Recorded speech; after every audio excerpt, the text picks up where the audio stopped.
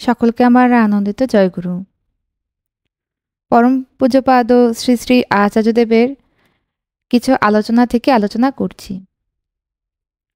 রামকৃষ্ণ মিশনের কয়েকজন সাধুর সাথে আশ্রমিক কীর্তিরঞ্জন চক্রবর্তীর কথা হচ্ছে।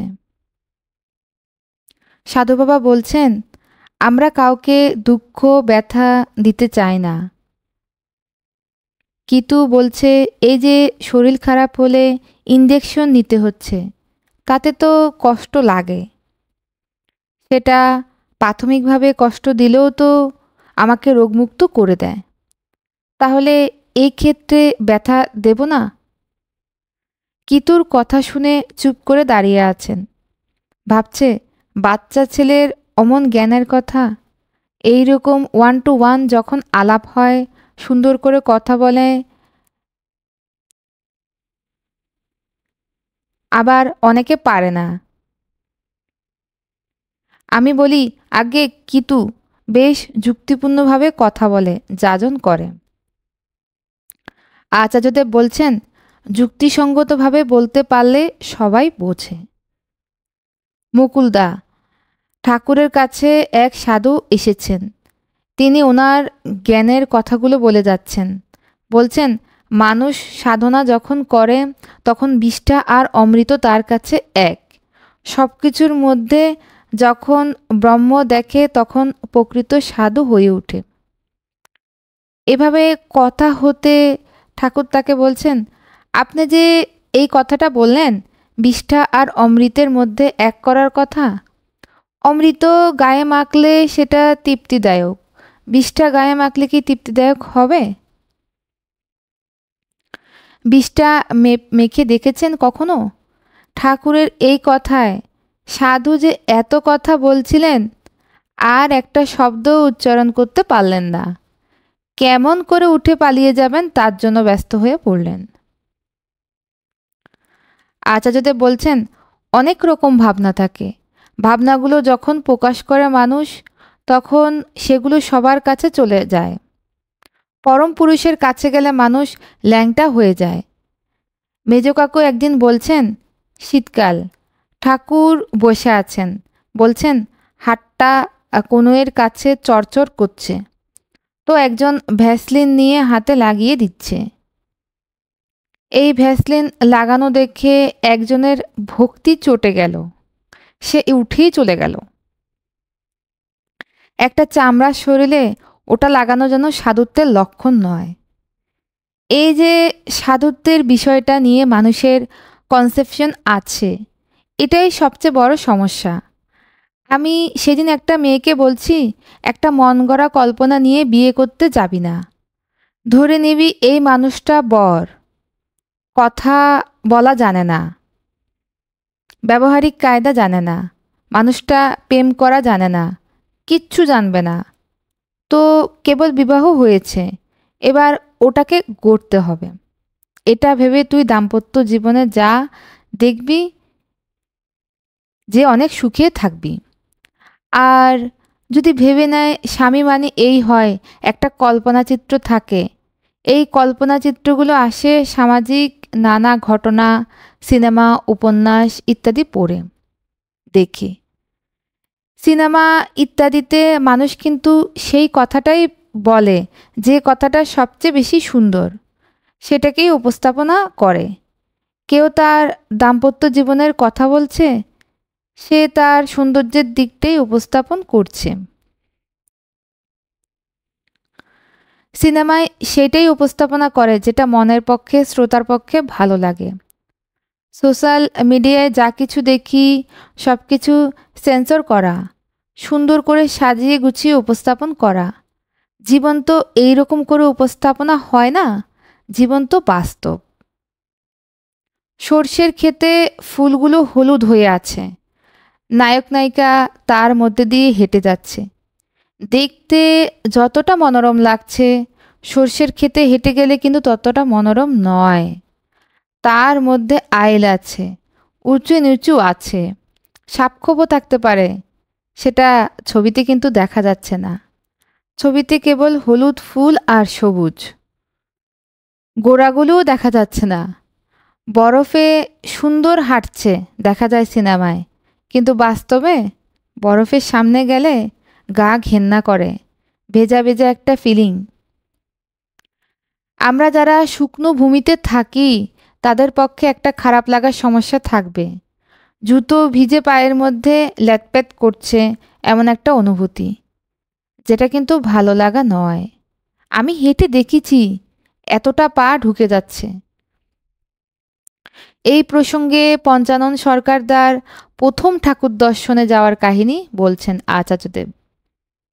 ঠাকুরের ছবি দেখে মনের মধ্যে একটা কল্পনা করে রেখেছেন ঠাকুর এই রকম। উনি যখন পৌঁছালেন তখন ঠাকুরের শরীর খারাপ, জ্বর হয়েছে, চেহারা মলিন। চেহারাটা পঞ্চানন্দার ভালো লাগছে না। ঠাকুর একজনের সাথে কথা বলতে গিয়ে বলছেন, দূর থেকে দেখা যায় ভালো, কাছে গেলে রেখা কালো কালো। এই যে ছড়াটা কাটছেন, এতেই পঞ্চানন সরকারের মনে নাড়া খেয়ে গেল যে উনি আমার মনের মধ্যে ঢুকেছেন কি করে। আমার তো মনে এইটাই জাগছে, ছবিতে যা দেখছিলাম আর বাস্তবে যা দেখছি, চোখের কোণে কালি পড়েছে জ্বরের প্রকোপে। ঠাকুরের সেই ক্লান্ত দেহটাকে তিনি নিতে পারছেন না, মনের কল্পনার সাথে বাস্তবের মিল পাচ্ছেন না। অসমের এক গুরুভগ্নী ইন্দ্রাণী বরগোয়াইয়ের কাহিনীও বলছেন। ওনার বাবা ঋত্বিক ছিলেন। ওনাকে আমি বলছি, আপনি প্রথম যখন ঠাকুর দেখতে গেছিলেন তখন কি দেখেছিলেন? উনি বলছেন, আমার তখন 8 থেকে 9 বছর বয়স। আমি ঠাকুরের কাছে যখন যাচ্ছি, বাবা বলছেন ভগবান দর্শনে যাচ্ছি। আমি যখন এলাম দেখলাম ঠাকুর বসে আছেন, কিন্তু দেখে আমার মন ভালো লাগলো না। বলি কেন? বলে আমি তো ভাবছিলাম হাতে একটা বাঁশি থাকবে, একটা মাথায় পালক থাকবে, এইসব কল্পনা করে এসেছিলাম। বাচ্চা মেয়ে ছিলাম, এইটা না দেখে আমার মনের মধ্যে ধাক্কা লাগলো। আমি তো এমন ভগবান দেখতে চাইনি।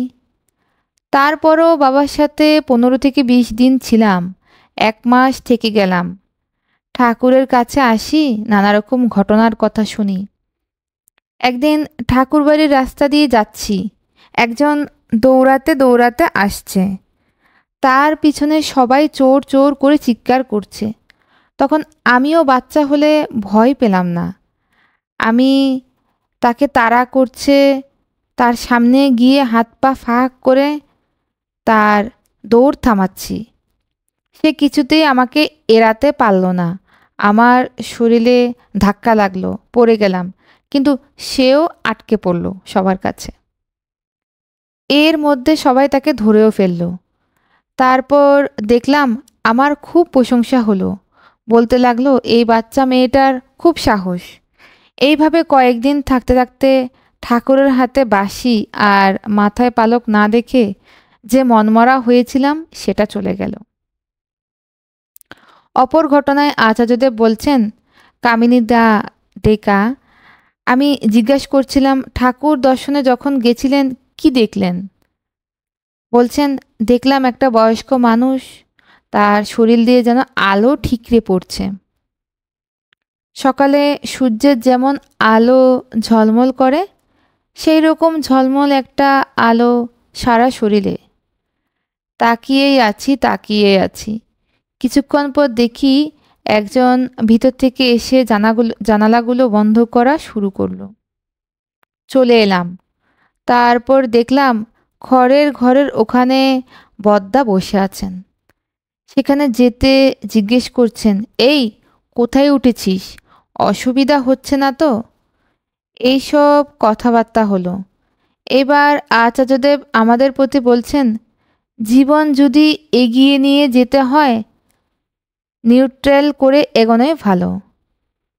নানা রকম কল্পনা করে গিয়ে সেই রকম না দেখলে মর্মাহত হতে হবে।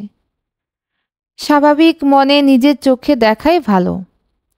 এক সময় কৃপাসিন্ধুদা রক্ষিত বললেন, আমি তখন 8ম শ্রেণীতে পড়ি।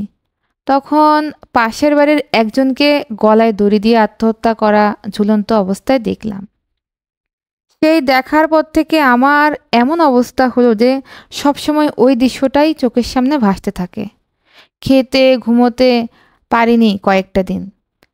আচার্যদেব বললেন, 1984 সালে কলকাতা জলমগ্ন, মানুষজনের খাদ্য পানীয়েরও সংকট।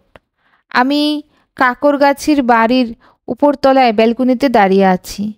দেখি নিচে রাস্তা দিয়ে কয়েকটা যুবক যাচ্ছে, আর একটা জলে ভেজা কাক উঠতে উঠতে ইলেকট্রিকের তারে ধাক্কা খেয়ে নিচে ওই ছোকরাগুলোর সামনেই পড়ল। দেখলাম একটা ছেলে কাকটাকে ধরে একে একে ডানা দুটো ছিলল, পাগুলো ছিলল, ঘাড় ছিলল। আমি উপর থেকে চেঁচিয়ে নিষেধ করছি, কিন্তু অত নিচে আর নানা রকম শব্দে আমার আওয়াজ ওদের কাছে পৌঁছাচ্ছে না।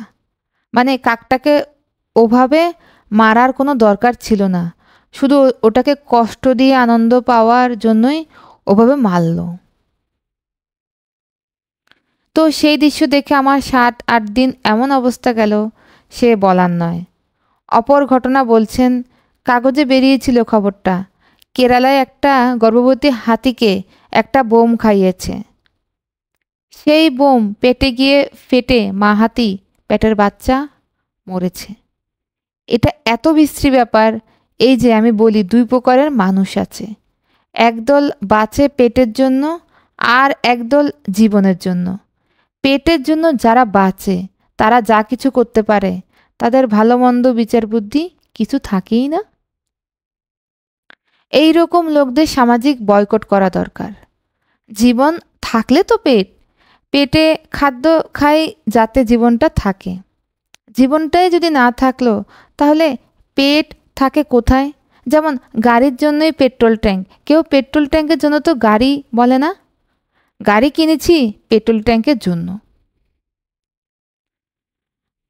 পরম পূজ্যপাদ শ্রী শ্রী আচার্যদেবের আলোচনা এই পর্যন্তই। সকলকে আমার আনন্দিত জয়গুরু।